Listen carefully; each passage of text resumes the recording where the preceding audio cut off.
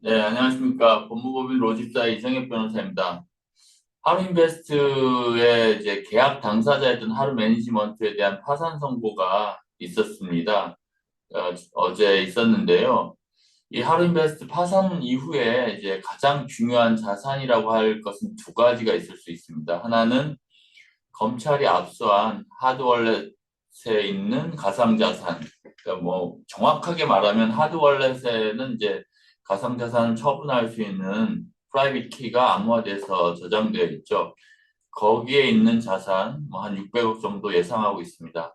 그리고 무엇보다도 이 출금 정지가 되게 된 근본적인 원인은 하루인베스트 서비스에서 아무런 어떤 검증 절차 없이 방준호 등에게 그 거액의 고객 예치 자산을 모두 맡겼고 이거에 대한 어떤 안전장치 없이 FTX에 모두 넣어서 트레이딩을 하다가 결국 이제 FTX 파산으로 지금 연쇄적인 뭐 파산이 일어났다라고 볼 수 있습니다.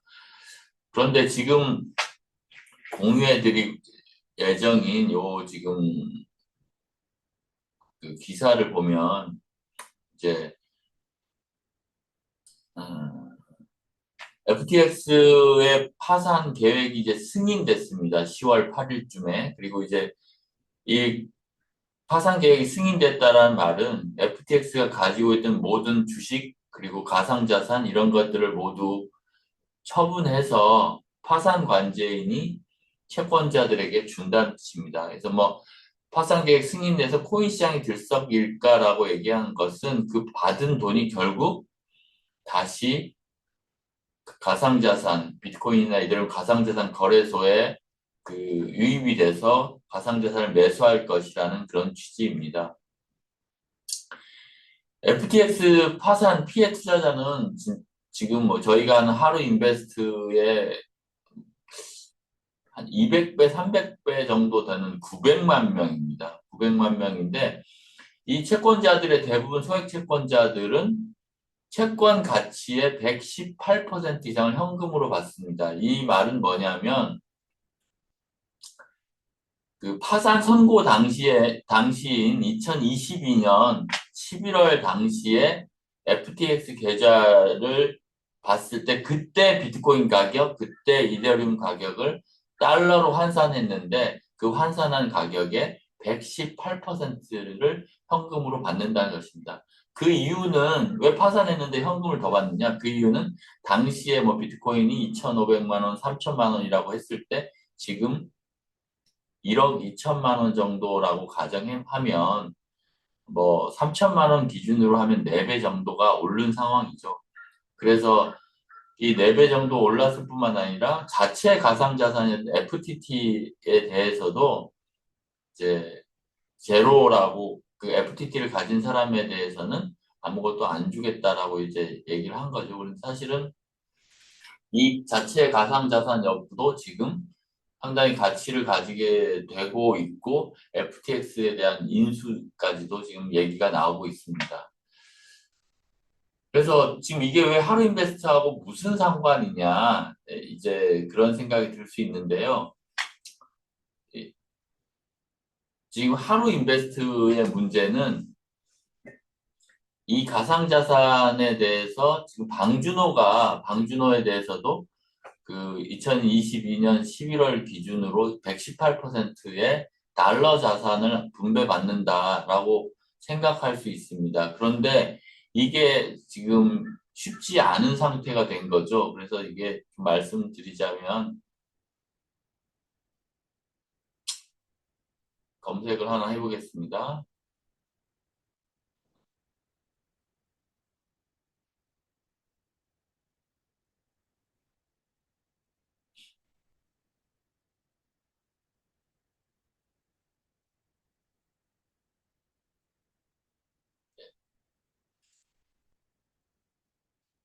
FTX 아마 렘마 테크놀로지스라고 하는 거에 대해서 지금 잘 모르실 수 있는데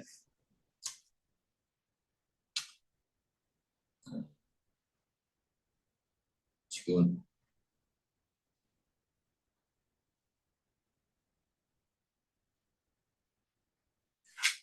그 대한경제 신문에서 지금 나오는 제 이름이 나왔네요. 그 하루인버스트에 대한 그 파산 채권이 지금 방준호가 지금 FTX로 가지고 있는 이제 보유 자산이 얼마인지가 되게 중요합니다. 그래서 지금 방모 씨라고 하는 게 이제 방준호인데, 방준호님이 이제 그 하루인베스트 운영자들이 위탁 운영을 맡기고 하루 매니지먼트가 다시 하루 유나이티드에 대해 하루 유나이티드가 방준호에 대해서 방준호가 다시 렘마 테크놀로지스에 대해서 아마 위탁 운영을 한 것 같습니다. 그런데 이제 이 지금 파산을 통해서 지금 이 방준호의 자산을 다시 가져와야 되는데요. 그 가져오는 거는 지금 채권만 있는 겁니다. 그래서 하루 유나이티드는 지금 방준호를 상대로 민사소송을 제기하고 있고 그것은 위탁한 가상자산을 반환해 달라는 것입니다. 그런데 그 반환해야 될 자산이 지금 렘마 테크놀로지스라는 그 방준호가 대주주이고 대표이사인 파나마 법인의 계정에 있는 거죠. 근데 이게 지금 미국에서 이게 문제가 되고 있습니다. 미국에서 왜냐하면 방준호 이 경우에 음,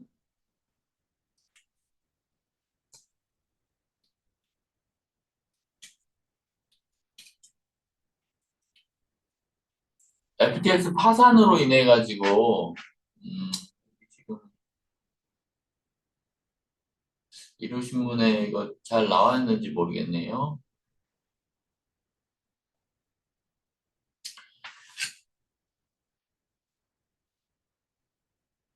음, 이제 지금 피해자인 경우에는 공소장의 경우에는 16,347명이라고 아마 검찰 수사에 나오고 있고 피해액은 1조 3,944억이라고 하는데 이 피해액은 예치한 금액이고요. 그 중간에 문제가 돼서 다 이제 거래를 계속 하던 찰나에 문제가 된 이제 출금 정지 당시에 그 FTX 하루인베스트의 자산은 약 4,600억 정도라고 보여집니다. 이 4,600억 정도가 90% 정도 이상이 지금 방준호가 FTX에서 이제 위탁 운용을 하고 있었죠. 그런데 FTX가 지금 문제가 되니까 이렇게 어떻게 됐냐면